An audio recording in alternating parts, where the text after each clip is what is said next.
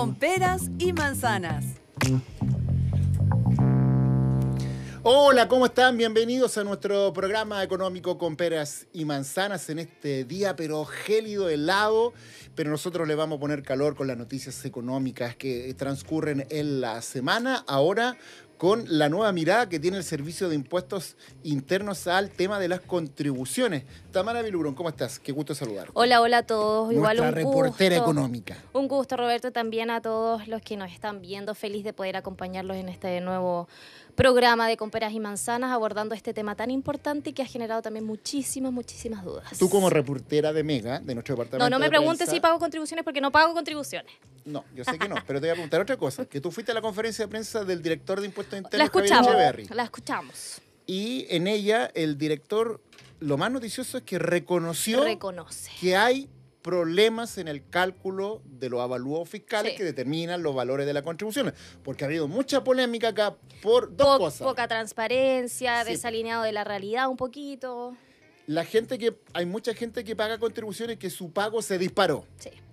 Y hay mucha gente que nunca pagó contribuciones y ahora comenzó a pagar. Sí, de un día para otro, o sea, una noticia como un balde de agua fría, considerando que, claro, habían personas que no estaban exentos de pagar este impuesto territorial y de la noche a la mañana llega este comunicado, esta notificación del Servicio de Impuestos Internos de que tienen que pagar porque se le actualizó, por así decirlo, el avalúo fiscal de esas viviendas y hablamos precisamente de las viviendas de Villa Frey, en Ñuñoa. Ese es como el lugar más emblemático, Sí, como emblemático de las gente que personas nunca pagaba que contribuciones y que ahora se paga. vieron y ellos afectadas. reclaman con justa razón, además que Sí. su vivienda, esto es directamente, inversamente proporcional, está muy Total. dañada, muy O viejita. sea, los años pasan y se deteriora, entonces, Claro, entonces era era incomprendible que ahora contradictorio para ellos. comenzaran a pagar. Bueno, el director de Servicio de Impuestos Internos, Javier Echeverry, en una conferencia de prensa, ha señalado que hubo errores, en ese caso hubo un error.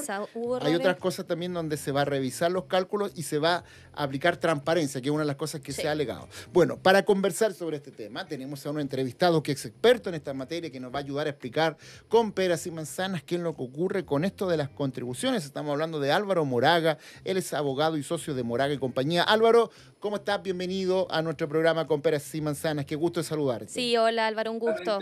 Mucho gusto estar acá.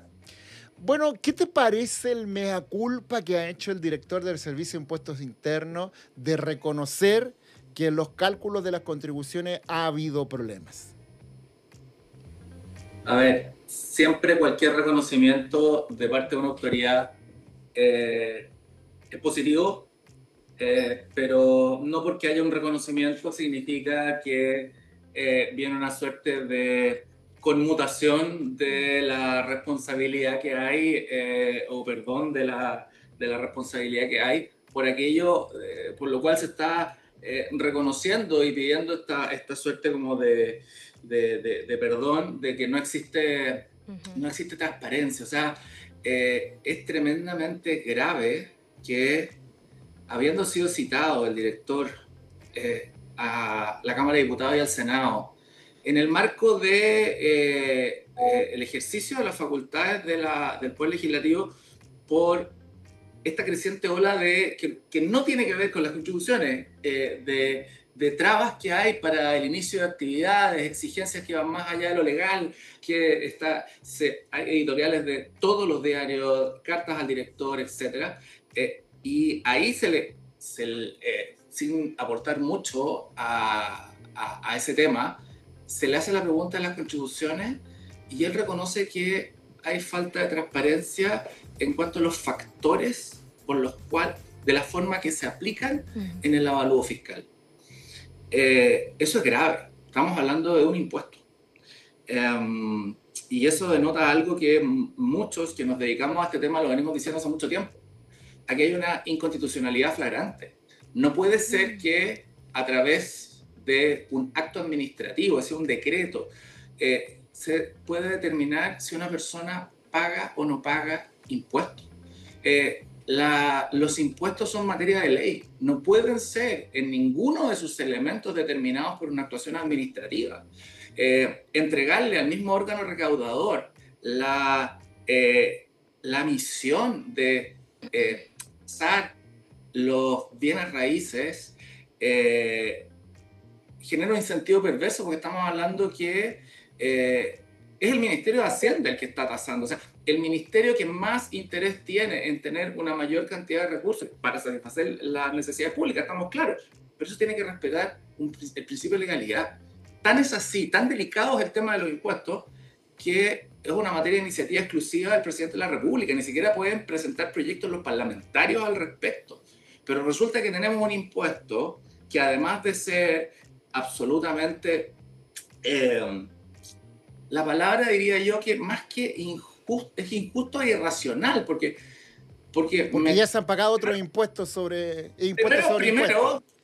Primero un impuesto sobre impuestos, sí, pero además es un impuesto sobre un patrimonio, pero tampoco un patrimonio que es real, porque es sobre la plusvalía. O sea, por lo que supuestamente yo podría vender esa casa, estoy pagando un impuesto, pero no la he vendido. Además, ¿qué pasa si esa casa, que es carísima, se la debo a 28 años al banco y he pagado con suerte un 20%? O sea, por donde se mire, este es un impuesto que requiere una completa revisión y, a mi juicio, derogación, porque en ningún país se ha demostrado que los impuestos al patrimonio generen lo que se necesita para satisfacer las necesidades públicas, que no son más impuestos, sino que son más ingresos, y los ingresos se generan por una mayor actividad económica. Álvaro, bueno, siendo este tema tan delicado y que yo creo que mucha gente desde hace mucho tiempo tenía esa interrogante, ese cuestionamiento de cómo calculan el precio de mi vivienda y por qué me está subiendo cada vez, por qué estoy pagando más contribuciones. Y claro, o sea, se valora quizás este reconocimiento del Servicio de Impuesto Interno. Tengo entendido que es la primera vez que un director del Servicio de Impuesto Interno reconoce como lo grave de este problema. ¿Crees que llegó tarde ese reconocimiento? No, los reconocimientos nunca son tarde, pero los reconocimientos son absolutamente estériles y no vienen acompañados de acciones concretas. Resulta que es un reconocimiento que no ayuda a que haya, si es que no va acompañado de acciones concretas de la mano de los parlamentarios, no de la mano de la discrecionalidad de la autoridad administrativa de turno, que realmente solucione un problema que afecta a todos. Además, hay algo que de verdad preocupa mucho para quienes nos dedicamos al tema, cuando el director señala que, bueno, pues este no es un problema tan grande porque al final es un problema del 20% más rico. Claro. Eso es grave, porque hay un concepto de sesgo ideológico, un sesgo de que hay una justicia distinta dependiendo de los ingresos, lo cual va contra el principio de la justicia, donde todos somos iguales. O sea, la justicia tributaria tiene que ser para todos por igual, y eso pasa por tener impuestos que estén establecidos por ley, y no, como les decía hace un ratito atrás, que sea el mismo director nacional de turno. Esto no tiene que ver contra el señor Echeverri, esto puede ser un gobierno de izquierda, de centro, de derecha, es exactamente indistinto. La separación de poderes es para eso, para que no se generen distorsiones e incentivos perversos, porque si yo como ministro de Hacienda necesito recaudar más, bueno, voy a buscar todos los mecanismos donde yo pueda recaudar. Pero resulta que mi subalterno, el director nacional de Impuestos Internos, junto con todo el departamento respectivo, cada 4 años, tasan las propiedades, tasaciones que no tienen ninguna transparencia, y aunque la tuvieran, es absurdo que sea el órgano administrativo el que por esa vía pueda subirle los impuestos a la gente. Álvaro, vamos a ir ya a las cosas que se van a revisar, vamos a ver el tema de las zonas comunes, lo que pasó en la Villa Frey, pero hagamos también un poco de educación financiera, que es la principal bandera de este programa. ¿Qué son los factores que determinan que alguien pague más contribuciones que el año anterior?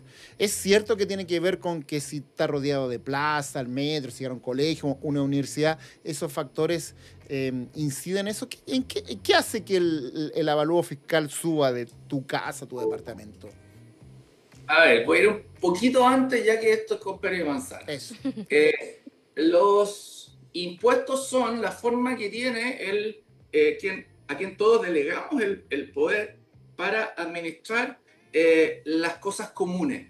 La mejor forma de entenderlo es como en un edificio. Todo el mundo se quiere preocupar de su departamento, pero los espacios comunes nadie se quiere preocupar, entonces tiene que haber un administrador, uno paga gastos comunes y con eso uno puede tener un mejor edificio que al final hace que ese edificio esté más bonito, que este edificio pueda tener ascensor, luz, claro.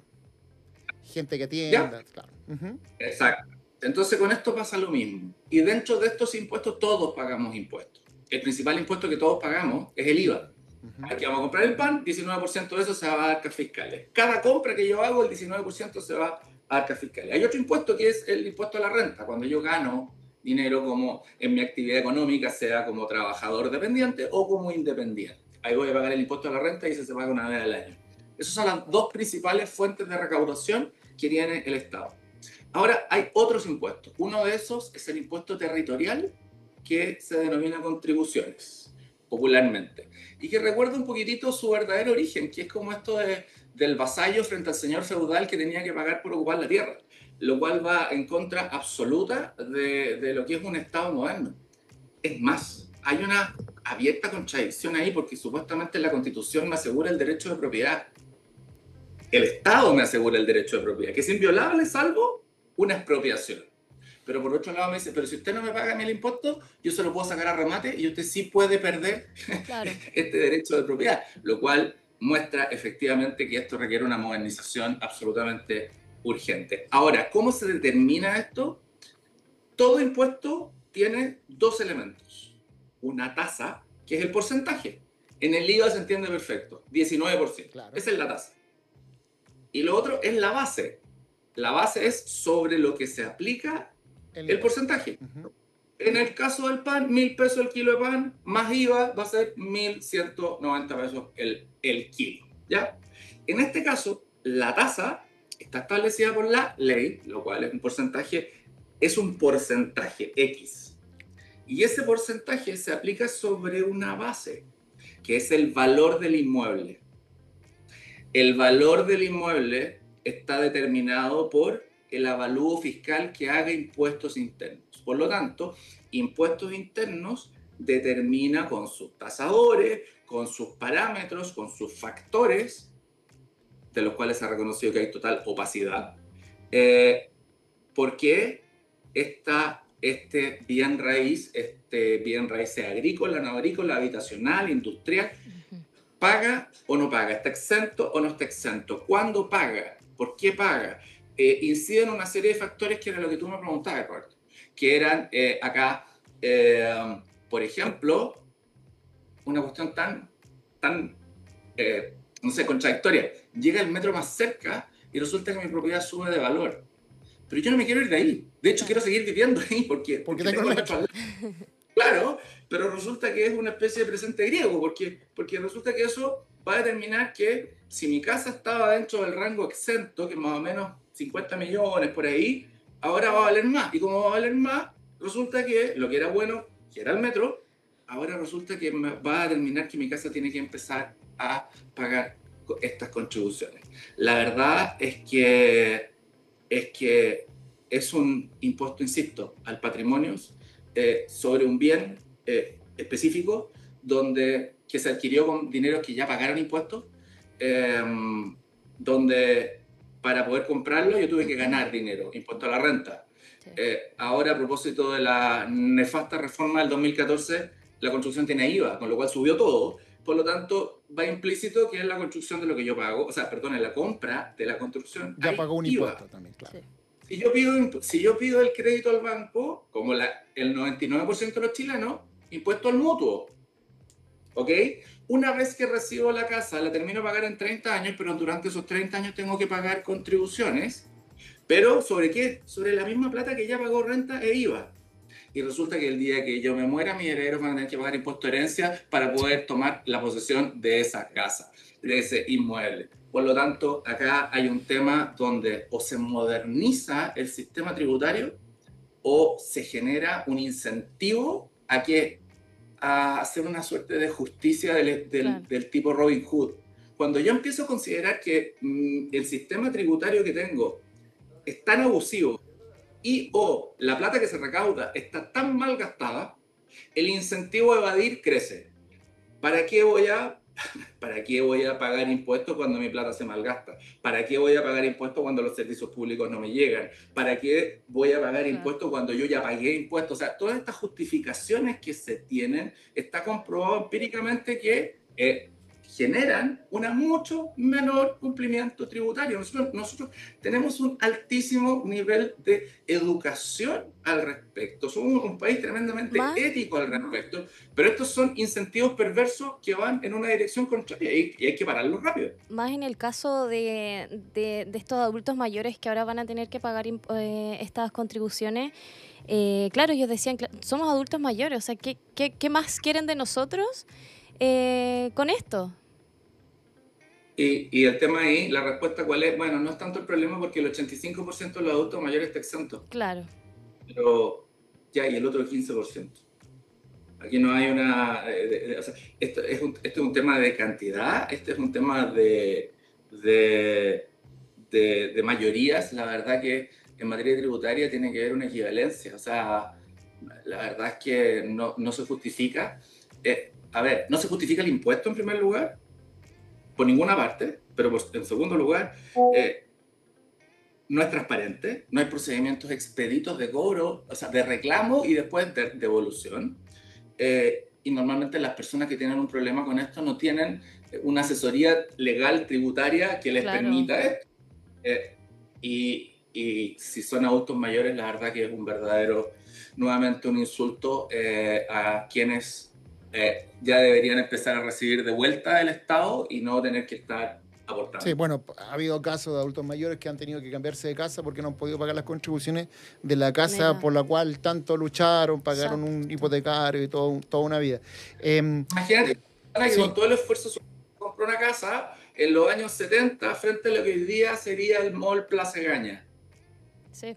Metro, mall, áreas verdes, está frito. Supermercados, o sea, un montón de... Si no se quiere ir, está jodido. O sea, la invitación del Estado sabe que no vaya más ahí, váyase a vivir lo más cerca de donde le quede todo lejos, porque así usted no va a pagar contribuciones, es un absurdo. Sí. Oye, bueno, vamos a escuchar lo que dijo el director de Impuestos Internos cuando reconoce que hubo un problema con lugares como Villa Francia, donde se estaba... Villa Frey, donde se estaba poniendo en el cobro o la evaluación las áreas comunes. Sí. Que eso también fue bien polémico porque generó que muchas personas que no pagaban contribuciones comenzaron a pagar. Vamos a escucharlo. Álvaro, tú no lo vas a escuchar, pero yo te lo cuento después para que lo comentemos. Veamos lo que dijo Javier Echeverry. Ahí hubo un error. Ahí un tasador resulta que se dio cuenta que no habían considerado las áreas comunes y se equivocaron y le metieron las áreas comunes a cada propiedad, con lo cual le subió mucho las contribuciones y los avalúos. Y nosotros corregimos todos esos errores, ¿ah? Y ahora ha vuelto a una situación normal, que hay muchos que están exentos o que pagan muy poquito.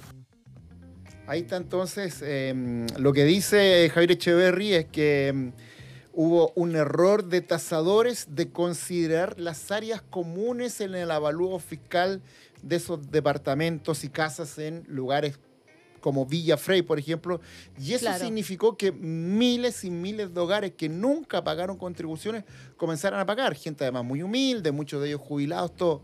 ¿Qué pasa con un error de esas características, Álvaro Moraga? La verdad es que ahí también hay otro tema. Cuando dicen que el Estado cruje por todas partes, una de las principales causas por las cuales está crujiendo es porque el accountability o la responsabilidad en materia de mal ejercicio de la función pública hace que aquí pague Moya, responda Moya. Acá no pasa nada. Para no ser latero, a tu pregunta, ¿qué pasa? No pasa nada, tal cual como no pasa nada o no había pasado nada, y esperemos que ahora sí empiece a pasar con las licencias médicas, pero durante décadas no había pasado nada. Entonces, en la medida que no pase nada, el nuevamente el incentivo a perpetuar estas malas prácticas, porque si yo me equivoco, ¿cuál es el problema? No hay ninguno de parte de quien se equivocó. ¿Cómo puede ser que en la zona cero, donde todo el mundo arrancó, las contribuciones hayan seguido subiendo?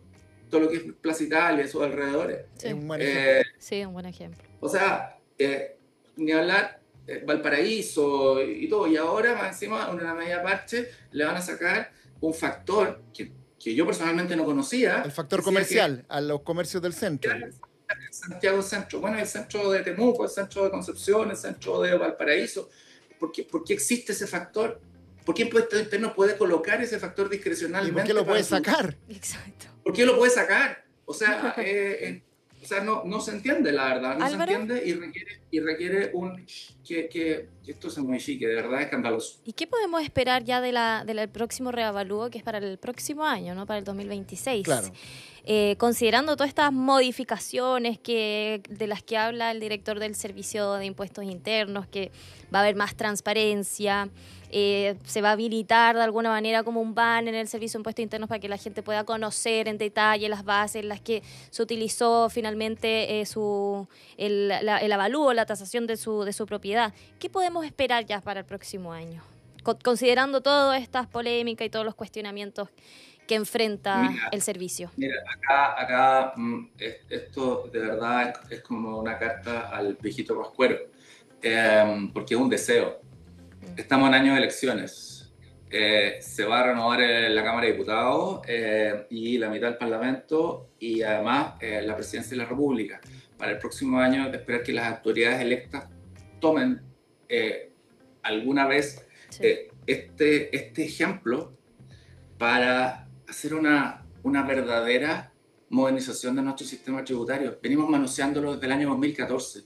La reforma tributaria, la reforma de la reforma, la cocina se sube, que los contadores en abril con insertos pagados para decir que el sistema no funciona, que están llenos de declaraciones juradas. O sea, es complejo. Todo esto no tiene que ver con defender a nadie, tiene que ver con que si la economía, si no hay inversión, la economía se tranca, y si la economía se tranca, no hay buen empleo, no hay nuevo empleo, no hay crecimiento. Entonces, al final, lo que se necesita son incentivos. Lo que decía hace un rato, el otro tema, imagínense ustedes el tremendo impacto que tuvo el DFL2 del año 1959. ¿Cuánto nos incentivó? O sea, ¿cuánta gente por primera vez no tuvo acceso a una casa propia? Viviendas de máximo 140 metros cuadrados. Y eso genera un círculo absolutamente virtuoso en la construcción, la gente que va a alimentar, a vender el sanguchito en el pan de molde. De toda la cadena que rodea la construcción, efectivamente. Toda la cadena. ¿Y eso con qué se hizo? Se hizo... Entonces, cuando ahí hubo más empleo, ahí hubo desarrollo. ¿Sobre la base de más impuestos? No. ¿De aumentar impuestos? No. Sobre la base de un incentivo. Es más, es decir, ¿sabe qué? Esto va a tener incentivos tributarios muy importantes para que la gente que tiene la posibilidad de construir lo haga. Eso se traspasa a precio. Y Aninat cuando sacó el IVA también, rebajó el IVA, también generó un boom porque estaba la escoba de la economía, había pasado una crisis y también levantó la construcción y con eso la economía. Bueno, Álvaro Moraga, abogado y socio de Moraga y Compañía, muchas gracias por aterrizarnos esta retrospectiva, esta mirada que ha tenido el Servicio de Impuestos Internos, reconociendo problemas en los cálculos de un impuesto tan importante como son las contribuciones y lo que ha generado tanto dolor de cabeza en muchos hogares. Te queremos agradecer la gentileza de conversar con nosotros. Gracias a ustedes. Además, en el nombre del programa lo hice todo con pera y manzana, y esto tienen que entenderlo, que no es un tema de élite, no es un tema de clase, es un tema que nos afecta a todos, porque si el 20% del país supuestamente, dato que está malo, paga contribuciones, resulta que si paga contribuciones en el departamento que había comprado para renta, ¿saben lo que va a pasar? Va a subir la renta. Por lo tanto, aquel que no tiene acceso le van a cobrar un arriendo más caro. Claro. Entonces, al final, todo esto no puede reducirse a una justificación que de verdad no merece ningún análisis. Así que bueno que esto uno pueda permear de que esto nos afecta a todos como país. Eso. Gracias, Álvaro. Muchas gracias por la gentileza. Álvaro. Bueno, vamos a seguir a la vuelta de comerciales con un tema parecido porque se ha publicado en el Diario Oficial el reglamento de la ley de subsidio a la tasa de interés de los créditos hipotecarios. A la vuelta de comerciales vamos a estar con un experto. ¿Qué significa esto? ¿A quién ayuda? Estamos hablando de viviendas de hasta 4.000 UF, cómo postular, qué hacer. Atención a quienes Todas están esas buscando duditas. comprar un departamento o una Eso. casa. A la vuelta lo conversamos acá y lo explicamos con peras y manzanas.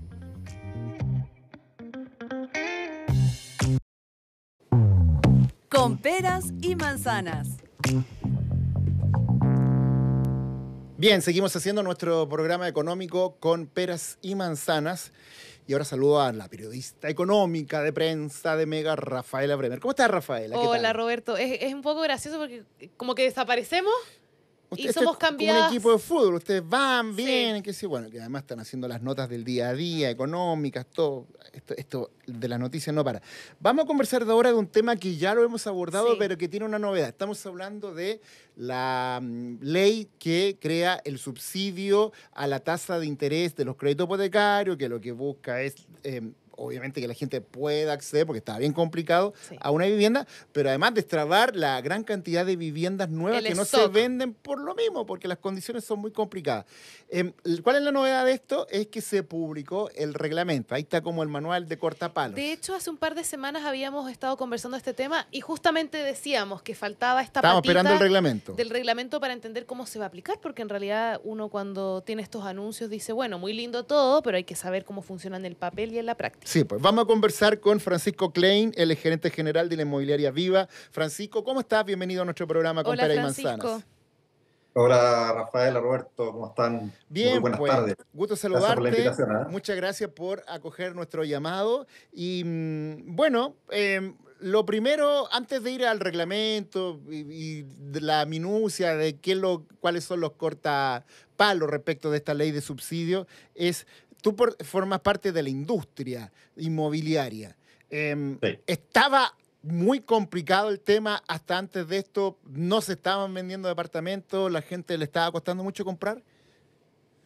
O sea, mucho antes de esta ley, han salido varias leyes últimamente, pero estamos como industria bien complicados hace tiempo, ¿ah?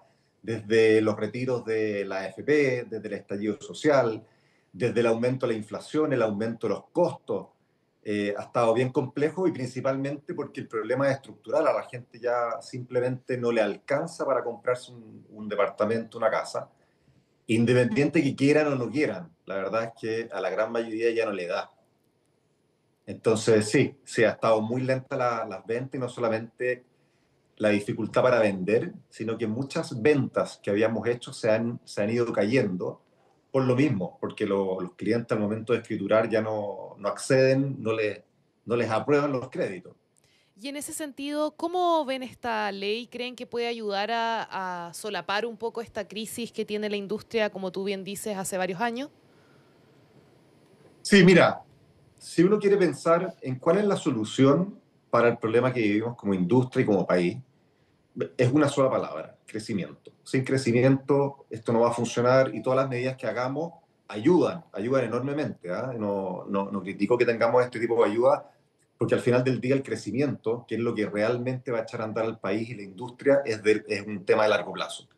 Ahora, ¿cómo vemos esta ley? La estábamos esperando hace tiempo. El año pasado la impulsó la Cámara Chilena de la Construcción junto con la Asociación de Bancos, que es súper importante ese punto, que viene impulsado y creado como idea desde el privado, y no solamente del privado inmobiliario, sino que conjunto con los bancos.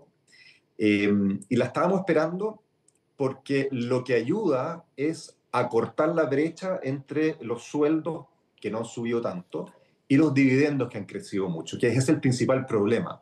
Entonces, esta ley apunta directamente a ese punto, a tratar de hacer más accesible el crédito hipotecario para las personas. Recordemos que ya han salido otras leyes que han buscado destrabar el mercado inmobiliario, las ventas, como el FOGAE o como esta ley que te da 1 millón de pesos cada año por 5 años de crédito cuando tributabas en abril. Ninguna de esas funcionó por razones que podemos conversar. Circunstancias. Sí. Distintas circunstancias que les puedo explicar si hay tiempo, digamos, pero esta en particular, yo te diría que tiene una gracia que no han tenido las otras leyes A ver. y que no es solo para los que tienen una vivienda, no es para la primera vivienda, que esa se ha discutido harto porque mucha gente tiene la duda.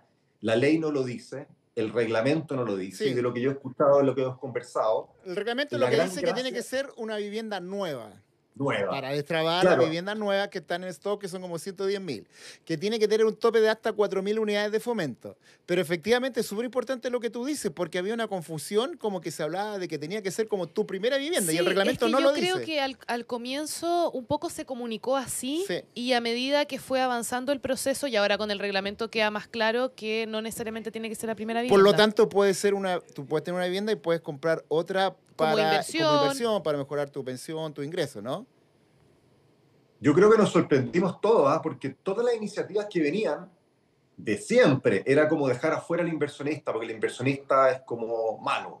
El inversionista es el malo de la película, entonces apuntábamos las leyes solamente al que primera vivienda, al que quiere vivir ahí.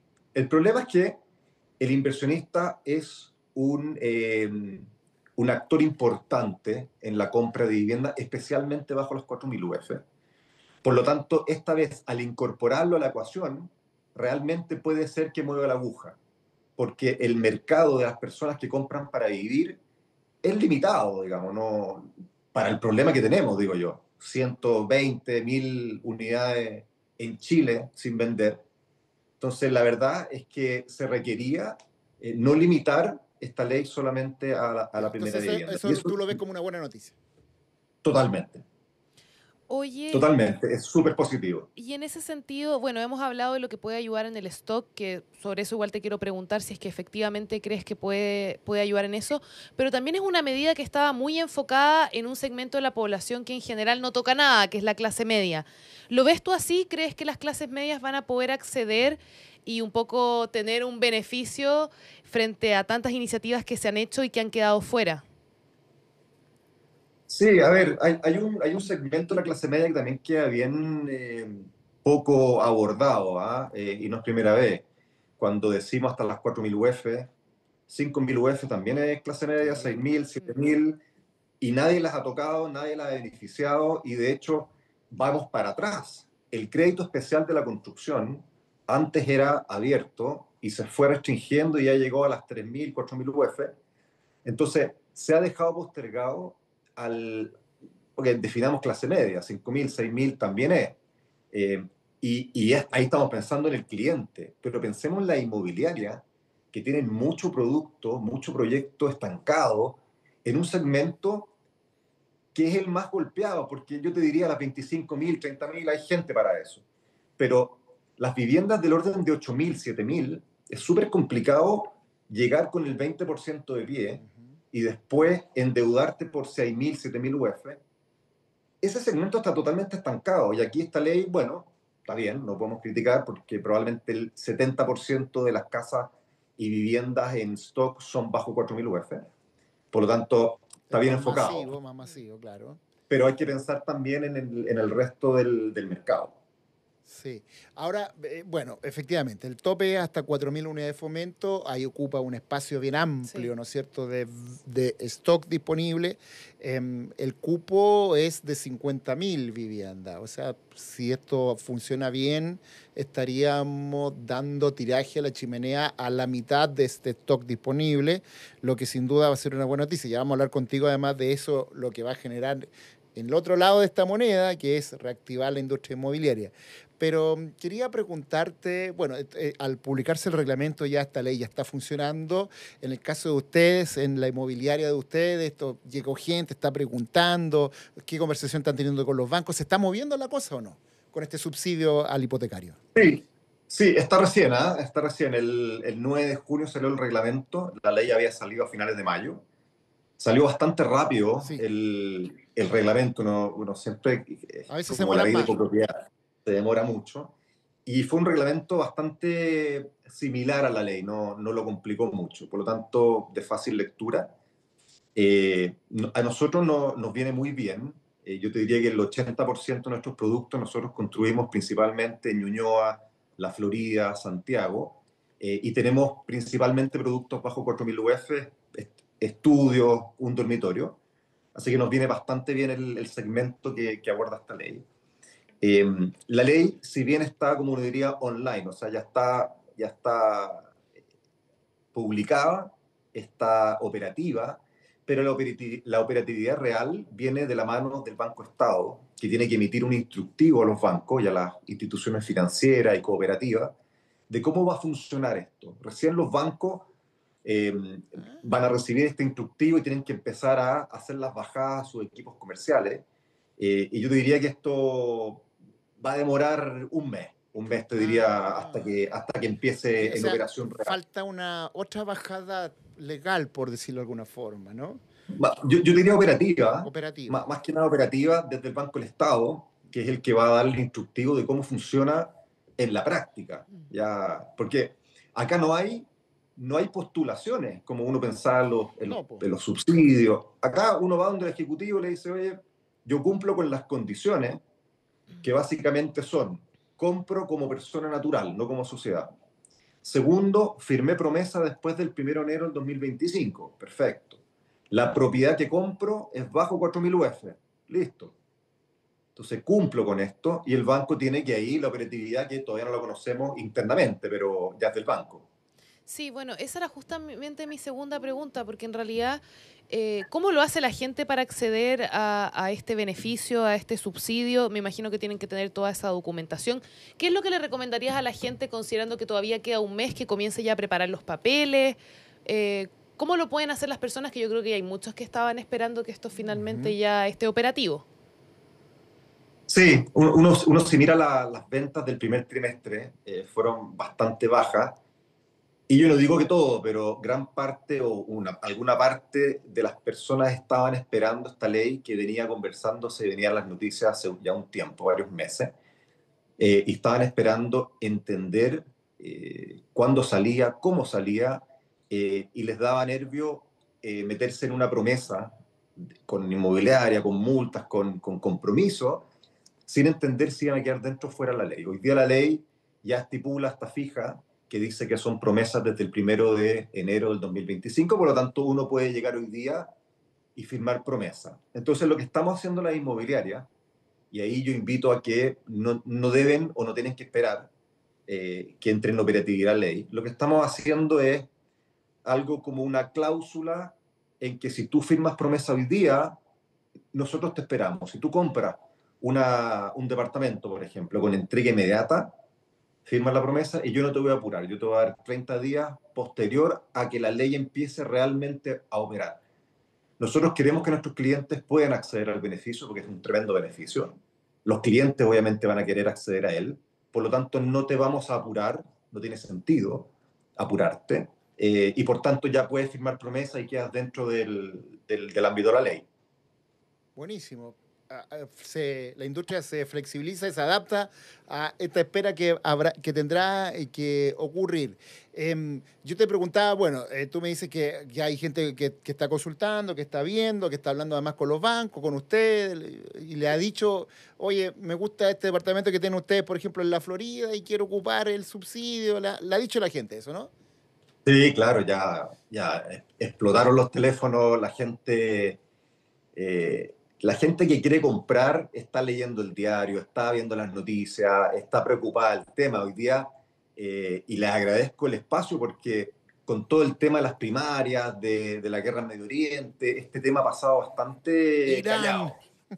Irán ha pasado bastante callado, pero la gente que quiere comprar está al tanto, o sea, se educan, se instruyen, no es una compra menor. Sí. Una vivienda. Oye, bueno, y además, Francisco, estaba recordando aquí en mis apuntes, porque este tema lo hemos hecho, de más o menos lo que significaría esto para la gente. Este es un ejemplo que nos dio el gobierno respecto de una vivienda de 4.000 UF en una compra a 30 años, que significaría una reducción del dividendo hipotecario de 775.000 pesos a 687.000 pesos.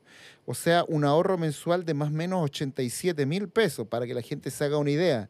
Con esta ley lograría entonces un dividendo 87.000 pesos más bajo. Muy significativo igual esa cifra. Oye, hay otra lectura. Efectivamente, ese cálculo al 90%, 30 años, 4.000 UF, habla de una reducción de 80, 90.000 pesos. Si pensamos, claro, 80.000 pesos, uno podría pensar que es poco, pero es un, no sé, 12, 13, 15%. Yo lo encuentro bueno. Pero porcentualmente es como un 15% del dividendo. Pero más importante aún, fíjate que los bancos te piden que el dividendo que vas a pagar no sea mayor a un cuarto de tu ingreso. Claro, ese también es el factor. No te exigiría ¿verdad? tanto sueldo. Entonces, claro, hagamos la matemática inversa. Yo te digo, 80.000 pesos menos de dividendo multiplicado por 4 significa que tengo que ganar 320.000 pesos menos. Y eso, como la pirámide va bajando y más gente puede acceder con menos ingresos, te abre la puerta a miles de personas que pueden ahora acceder a estos créditos. Sí, bueno, y ese es un punto súper importante. Ese ha sido uno de los grandes temas en el sector inmobiliario, en el acceso a los créditos. Te quería preguntar, Francisco, más allá de esta ley, porque llevamos mucho tiempo conversando sobre la crisis del sector, ¿qué crees tú que falta para realmente concretar esta reactivación y salir de este bucle, porque no veo otra forma de expresarlo, en que lleva la industria durante mucho tiempo?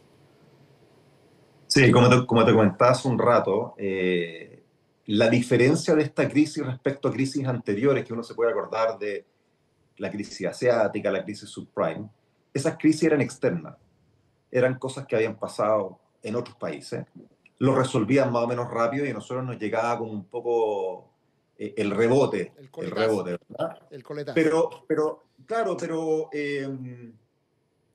eran crisis que duraban, no sé, un año, 8 meses, año y medio, y pasaban.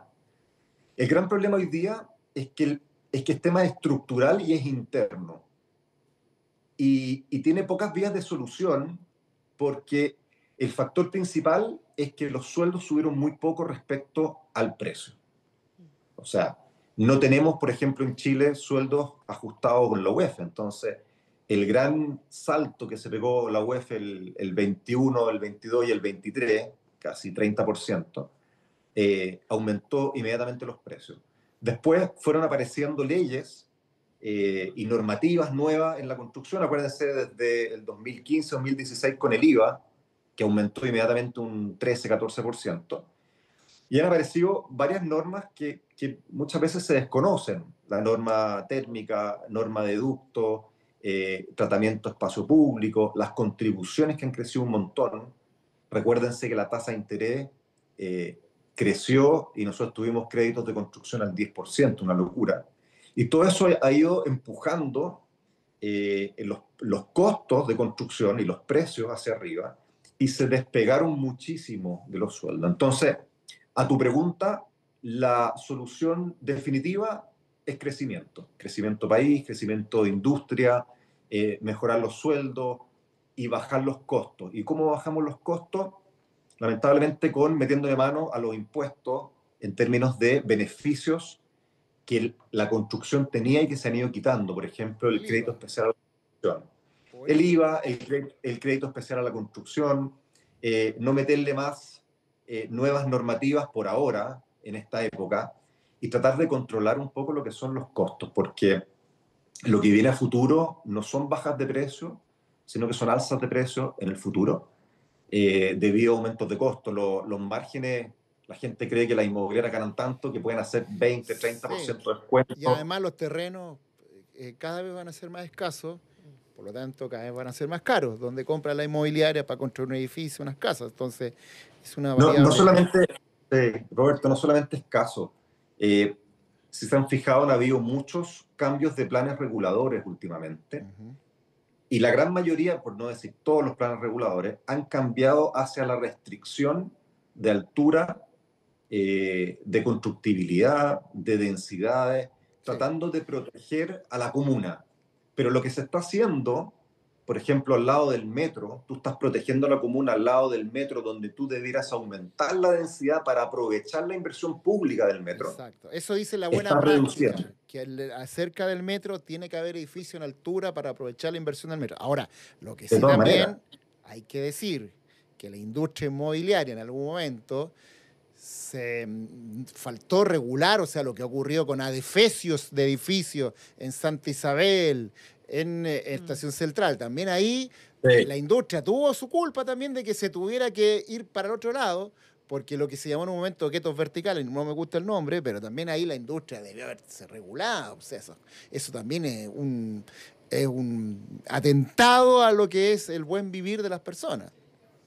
Estoy 100% de acuerdo contigo, pero no hablemos de industria, hablemos de ciertas inmobiliarias que maximizaron sus metros cuadrados sin cariño por lo que estaban dejando. Nosotros, como Inmobiliaria Viva, tenemos edificios de máximo 200, 250 apartamentos, 9 pisos. O sea, tenemos un volumen, nos preocupamos del buen vivir no solamente de nuestros clientes, sino que del entorno. Creo que los inmobiliarios tenemos una tremenda responsabilidad. Sí, pues. Porque estamos dejando un producto de 10 pisos para siempre y tiene que ser armónico con la comuna, más allá de los beneficios, de tratar de maximizar los beneficios. Creo que hay un límite, creo que hay que ponerle cariño, hay que ponerle diseño, porque queda para siempre. Y es tu trabajo, es tu esfuerzo, digamos, y es la vida no de los hogares y es la vida de las personas también. Bueno, Francisco, el tema está pero entretenido. Ha sido muy interesante además porque hemos revisado contigo, un actor de la industria inmobiliaria. Aclaramos dudas. El reglamento, hay varias dudas que hemos aclarado, sobre todo lo de la primera vivienda que ya no corre. Estamos hablando del subsidio al crédito hipotecario. Francisco Klein, te queremos agradecer la gentileza de explicar justamente con pera y manzanas la bajada de esta ley, que esperamos sea buena y destape la venta de departamentos tanto para la industria como también para la gente que aspira a comprarse una casa, una vivienda, que está tan complicado. No, feliz. Pucha que se necesitan espacios como esto para educar a la gente. Hay millones de temas más, me encanta cuando quieran, feliz de explicarles. Te vamos a cobrar la palabra porque lo explicas muy bien. Estás en el ADN en nuestro programa, explicas con pera y manzana. Así que te queremos agradecer. Gracias, Francisco. Gracias, Francisco. Millón de gracias, que estés muy bien. Un abrazo. Que te vaya bien. Gracias. Chao. Ya pues, mira, salió harto de todo bueno. Oye, sí. Y harta info para que la gente sepa cómo prepararse antes de que ya esté todo listo, y cuando ya esté el día, usted ya tiene todos sus documentos y puede... Y es bueno el dato que dice que los compromisos de compra a partir del 1 de enero de este año, así que la gente ya vaya, si alguien quiere y puede, vaya al banco, vaya a la inmobiliaria a ver entonces la posibilidad de reservar un departamento, una casa, y así además con estas características le va a bajar el dividendo y por lo tanto le van a pedir menos sueldo, hay varias características ahí. Bueno, semanita corta, así que ánimo para todos y con esto nos despedimos, ¿no? Nos despedimos con esto. Esto ha sido con pera y manzana, que les vaya bien. Chao.